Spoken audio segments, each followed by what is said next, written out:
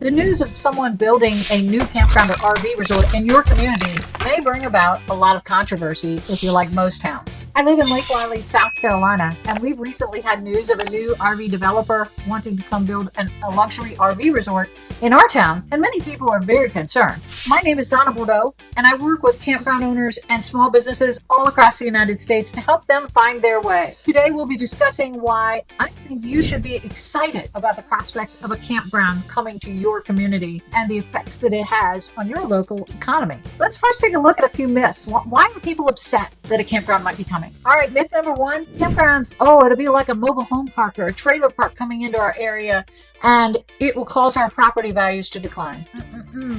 Campgrounds are nothing like trailer parks or mobile home parks. Those are places where people form a place to live. A campground is more transient than that. Now, often people take transient to be a bad word. It's not. Transient meaning visitors coming to see you and experience your area, your town, and what it has to offer. That's a great thing.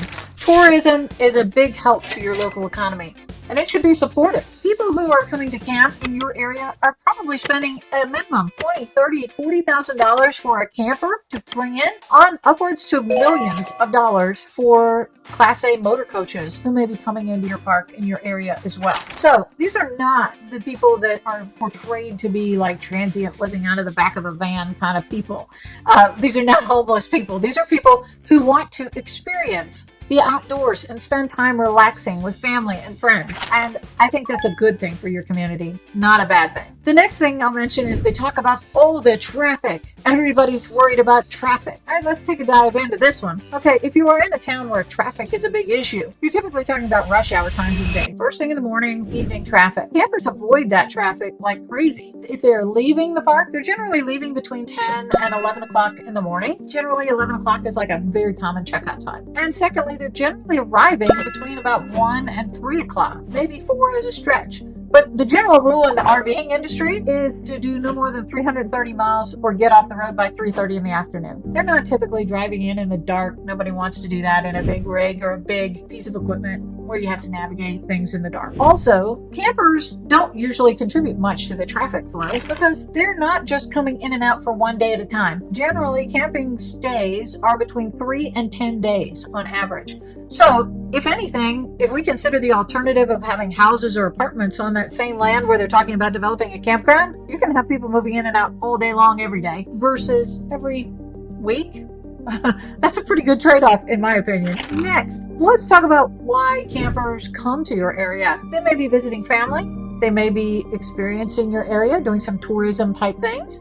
They may work in your area or be looking to move there and checking out your area. I think we'd all agree those are all pretty good things, good reasons for people to come. Based on the 2023 report by KOA in their North American Camping and Hospitality Report, they show that campers spend an average of $332 per day in your local economy. Come on, that's pretty good. They're visiting your restaurants, they're visiting your stores, your fishing, camping gears, all of those kinds of things. And I'd say that's a pretty conservative number. Also, remember that they are staying at this campground. They're paying to stay there. This is not a $5 a night or pull in and park your hunk of junk. They're probably paying between $75 and $150 a night to stay in that campground. This is good for your economy. All right, and last, the other big myth we want to break.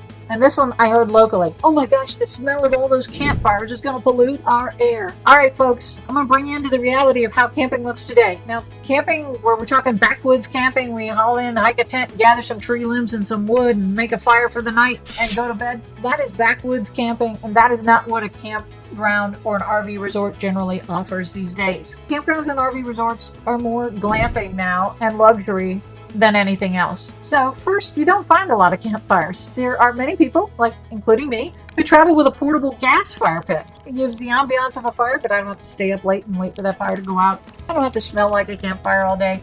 So there's a lot of alternatives to wood fires. and you typically don't find that many campfires in a campground at any given point. So the idea of having pollution to nearing neighbors is completely false. That's not going to happen. And last, let's talk about the job growth in your community. Not only do you have to have people there to run a campground, but let's talk about the building phase. A small campground, less than 50 sites, can cost about $1 million all in for that owner. They're struggling and pouring their life savings into these, in most cases, to build a successful campground. Even if you have a big developer come in, a luxury RV resort with 150, 200 sites is probably going to cost upwards of anywhere from $20 to $50 million to put in, depending on the amenities that they're doing in that park. So I really think you ought to reconsider, and we should probably be welcoming these people with open arms.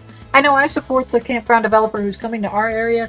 Their plans are fabulous. It would be a great amenity for our whole community. And heck, I'd love the prospect of going 5 minutes down the road with my rig and going to camp for the weekend and just getting a quick break in here and there. So reevaluate why you think a campground coming to your area is a bad idea.